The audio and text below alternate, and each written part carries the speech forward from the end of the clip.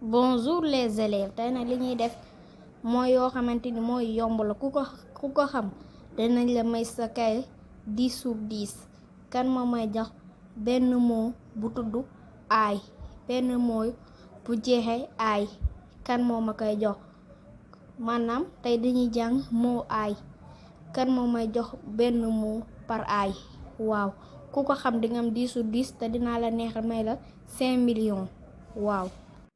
monsieur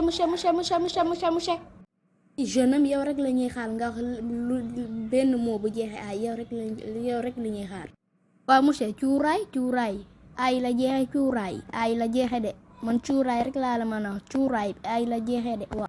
très bien Serif Gueye très bien nii la man nii laa bëgg xale bi xale bi jàng ñëw ci école bi di jàng rek laa bëgg très bien noonu la booy Serif Gueye noonu la.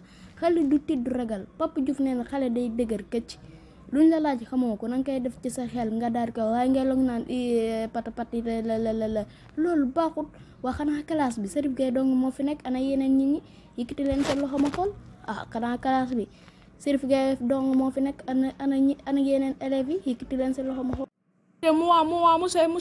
monsieur Fall monsieur. oui jeune am tey moom dafa ma neex moom xale yi moom jàmbaar la di. xale yi moom jàmbaar lañ ci école bi acca yow booy yow rek laay duglu joxal benn moo bu jeexee aay yow tamit boo ko joxee di nga am 5 millions. che one time.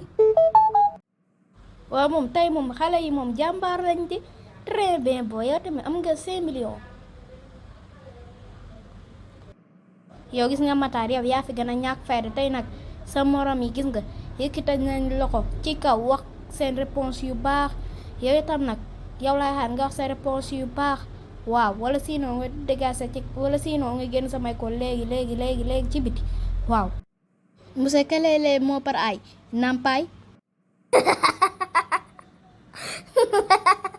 wuy sama ndaje booy nampaay waay man nampaay bay ma defi rek waa booy sariñ na de. inna lillahi wa inna ilayhi nampaay ci moo aay.